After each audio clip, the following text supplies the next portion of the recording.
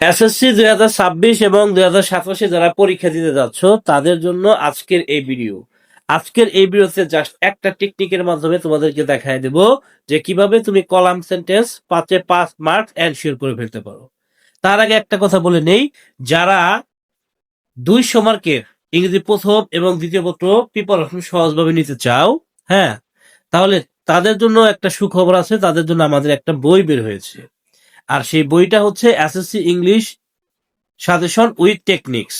তো এই বইটার পেজ হচ্ছে মাত্র 65টা। এই 65 পেজের এই বইটা পড়েই তুমি তোমার প্রস্তুতি সম্পন্ন করে ফেলতে পারো, 200 মার্কের একদম প্রিপারেশন হয়ে যাবে তোমার। তো এটা অর্ডার করার জন্য আমাদের হোয়াটসঅ্যাপ নম্বর 01850774959 হোয়াটসঅ্যাপ নম্বরে জাস্ট একটা SMS দিবা, ঠিক আছে? এই বইটার প্রাইস দিচ্ছি আমরা 300 টাকা ক্যাশ অন ডেলিভারিতে। 1 টাকাও পূর্বে নেওয়া হবে না, বই পাওয়ার পরে টাকা দিবা। ওকে, তো চলে যাচ্ছি আজকের আলোচনায়। দেখো এখানে 6 নাম্বার যে টপিকটা আছে, এই 6 নাম্বার টপিকে তোমাদের কি আছে? কলাম সেন্টেন্স আছে। এই কলাম সেন্টেন্সের মধ্যে তুমি 5-এ 5 মার্কস এনশিওর করে ফেলতে পারবা যদি আজকের এই ভিডিওটা শুরু থেকে শেষ পর্যন্ত কন্টিনিউ করো। তো দেখো এটা কিভাবে সম্ভব। এটার জন্য আমাদের একটা শর্টকাট মেথড রয়েছে, সেটা আমরা এই যে বক্সে থেকে দেখে নেব। সেই মেথডটা কি? দেখো এখানে লেওয়া আছে যে সাবজেক্টের পরে ভার্ব বসে, ভার্বের পরে অ্যাপোজিটিভ বসে, অবজেক্ট বসে, আদার ওয়ার্ড বসে। এটা এই স্ট্রাকচারটা ফলো করবা শুধুমাত্র কলাম সেন্টেন্সের জন্য। কলাম সেন্টেন্সের জন্য তুমি জাস্ট এই স্ট্রাকচারটা ফলো করবা। তো এখানে দেখো তুমি সবই বুঝো, সাবজেক্ট বুঝো, ভার্ব বুঝো, অবজেক্ট বুঝো, আদার ওয়ার্ড বাকি অংশ বুঝো, তাহলে অ্যাপোজিটিভ যে এটা আসলে কি, এটার বিস্তারিত দেওয়া আছে। দেখো এখানে বলা হচ্ছে, এখানে আলবার্ট আইনস্টাইন হলো সাবজেক্ট।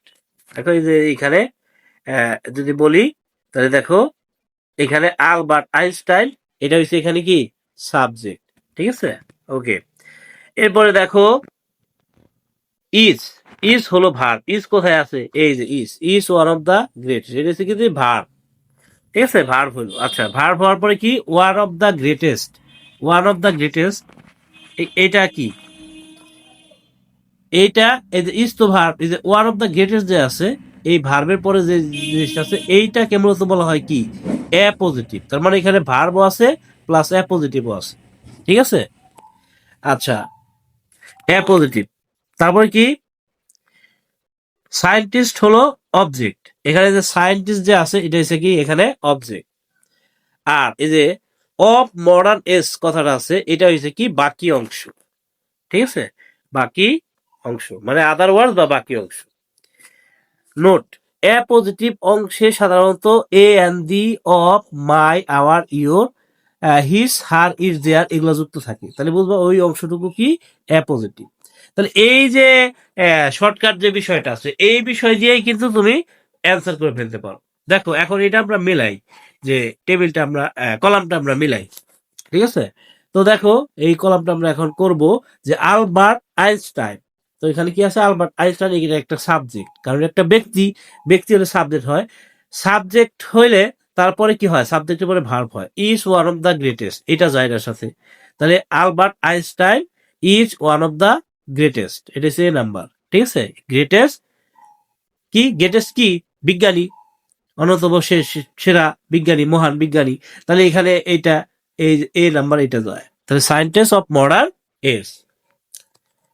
এরপর আছে হি ওয়াজ বর্ন, এখানে হি ওয়াজ বর্ন মানে সে জন্ম নিয়েছিল। কোথায় জন্ম নিয়েছিল? Of a Jew's parents. ভার্বের পরে কি হয়? তাহলে যে অ্যাপোজিটিভ যেটা সেটা হয় অফ এ জিউস প্যারেন্টস, তাই না? তারপরে এটা অ্যাকচুয়ালি বি হইতেছে, বি যেহেতু জন্ম নিয়েছিল তাহলে তার জন্ম নেওয়ার একটা সাল আছে, তাহলে ইন জার্মানি, হ্যাঁ এইটা। তো এটা হচ্ছে এখানে B number. At the age of 21, at the age of 21, তো এট দ্য এজ অফ 21 এটা হচ্ছে সি নাম্বার। তো এট দ্য এজ অফ 21, তাই না? এখানে এটা আছে। আচ্ছা, এট দ্য এজ অফ 21 এটা কোনো সাবজেক্ট না, ঠিক আছে? তো সাবজেক্ট আমরা এখনো পাই নাই, তো সাবজেক্ট হচ্ছে কি হি, এই যে এই জায়গায় আছে। তো এটা হচ্ছে সি নাম্বার, তাই না? He graduated from the federal institute, federal institute, তাহলে কোন প্রতিষ্ঠান থেকে? বা কোথা থেকে সে গ্র্যাজুয়েশন করেছিল বা কোন বিষয়ে সে গ্র্যাজুয়েশন করেছিল সেটা আমাদের দেখতে হবে। সে আসলে তার গ্র্যাজুয়েশন বা পড়াশোনা শেষ করেছিল টেকনোলজি বিষয়ে। তো এইখানে যে বিষয়টা আমরা পাইছি যে টেকনোলজি, তো এটা হচ্ছে এখানে সি নাম্বার। এবার আমাদের দেখতে হবে ডি নাম্বার, হি অবটেইনড। হি অবটেইন মানে কি? অর্জন করা। তাহলে সে অর্জন করেছিল। হ্যাঁ, এখানে হি হচ্ছে সাবজেক্ট, অবটেইন হচ্ছে ভার্ব। ভার্বের পরে কি হয়? অ্যাপোজিশন হয়, মানে অ্যাপোজিটিভ হয়।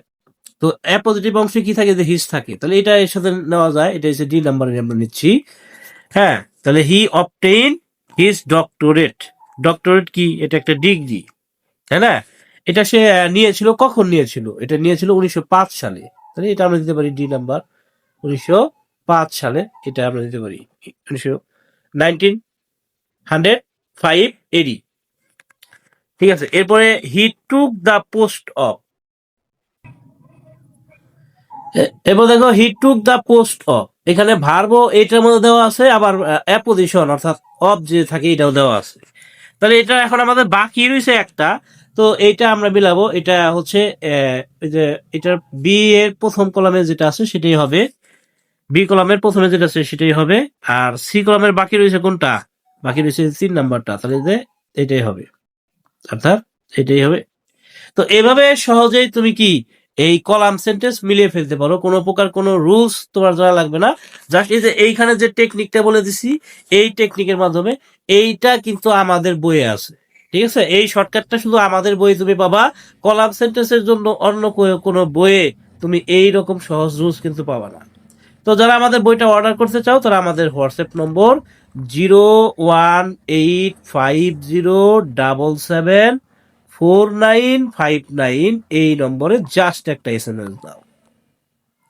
আসসালামু আলাইকুম রহমতুল্লাহ।